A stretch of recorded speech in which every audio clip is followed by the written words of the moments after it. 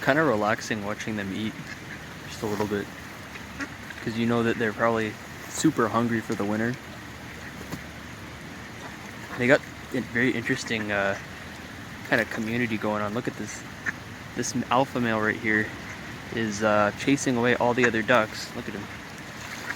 See? So that he gets the best opportunity to have the bread.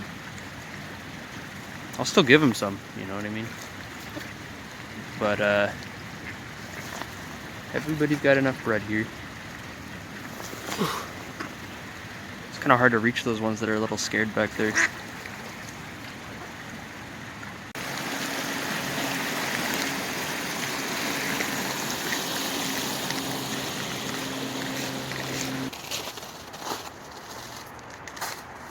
Something I really like about Alaska is the fact that everything, I gotta stop stepping on the snow, but everything dies in the winter, as you can see, or at least most of it does. However, this, I guess, makes the spring and summer and everything else happier, because you know it's not going to be there forever. In Washington and Oregon and California, everything's alive all year round. Only some things don't show up, like mushrooms and stuff. I ended up finding someone's sleeping bag pretty close to the trail. So yeah, I'm in Anchorage. This is what it looks like in November. Just noticed this fungus growing on this stick, and it's just super vibrantly orange.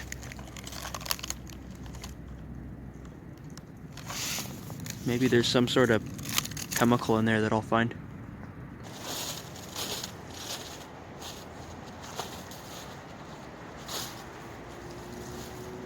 I don't know if you can see it up there, but those berries belong to a mountain ash tree. They're a little high for me to grab. I might be able to grab them. Hold on. If I fall, I'm gonna fall right into the frigid cold river. That'd be pretty bad, but... And I grabbed them. So, let me try and focus it. So basically, these berries are poisonous to humans, just like this. I can't just pop them out of my mouth. But if I boil them, I can actually eat them.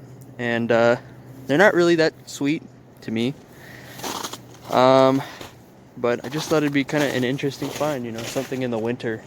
Because as you can tell, there's not a lot of life around here. Not that you can see, at least.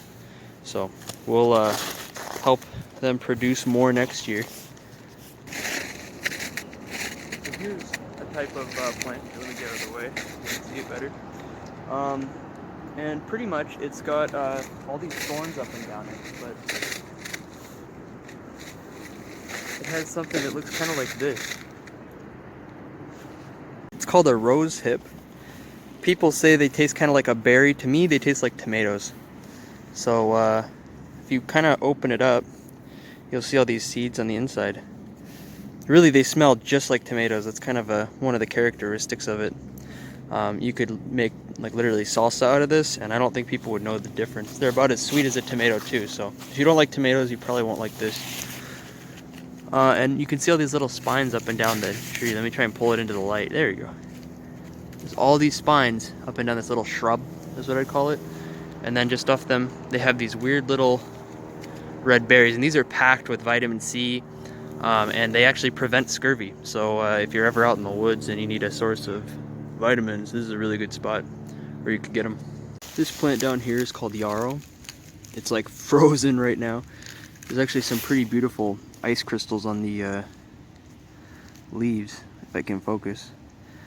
But if you get all those ice crystals off, this plant actually has the same chemical in it as willow or aspirin, called salicylic acid, but in a compound called salicylin.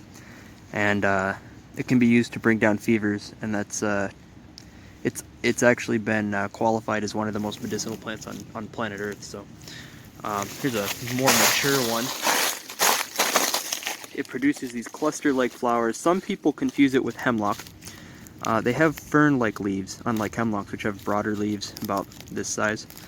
So I'd recommend you know the plant before you try and identify it in the middle of the winter. These are pine trees. You can tell they're pines by a pretty simple method of identification. Every single leaf that comes off has a buddy leaf pretty much. So they always have two or more coming out of one hole on the stem. If it's not, then it's a spruce or a hemlock or something else. But you can be for certain that it's a pine if it has two leaves coming out of one socket. So I'll pull one off for you. Try and get it to focus.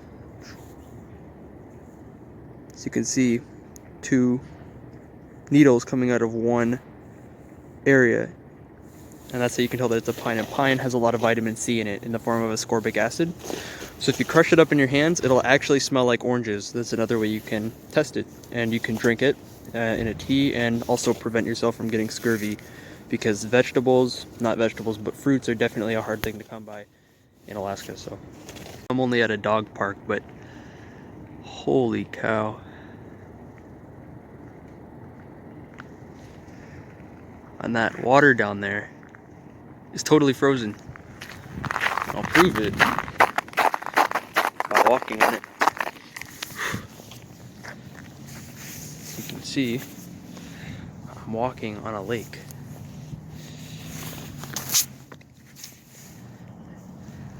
So if I want to, I can just walk all the way across the lake to where exactly I want to go.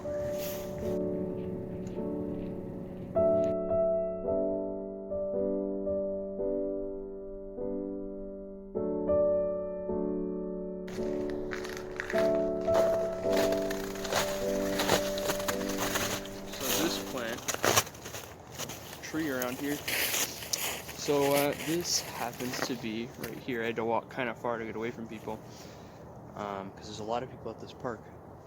But this right here, these are cranberries, and these are called high bush Alaskan cranberries. And in the fall when I ate these, they were really bitter.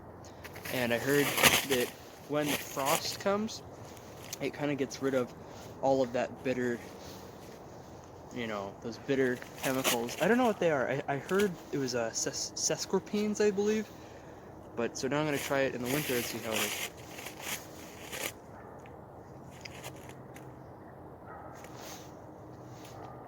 That's not bad at all. No, it's totally just like cranberry. In the fall, it's like rat poison. After the first frost, I guess it gets really good. There's the pit, you gotta spit that out.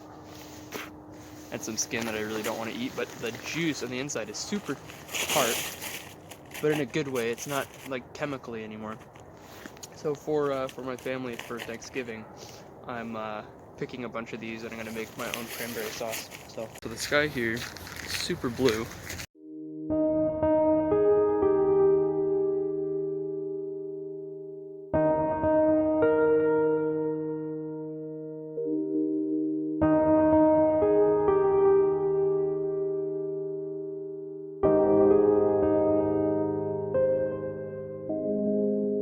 I found this gutter. There's all of these crystals on the inside.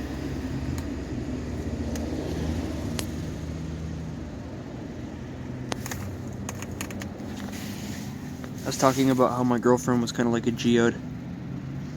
Because to anybody who's not a geologist, they think that she's just a rock. But to me, she's a geode, so. So if Ling Ling is watching this, that's my Bumble. It's kind of our thing. Bumble, we both like bees. That's pretty much it. Hope next time I can do something a little more experiment oriented. So, just testing out a new software, you know, I've got to put out some kind of video, like a real one, other than me just dancing like a maniac. So, next one I'll probably do something a little bit more about chemistry or geology or metals and stuff. So, but thanks for watching.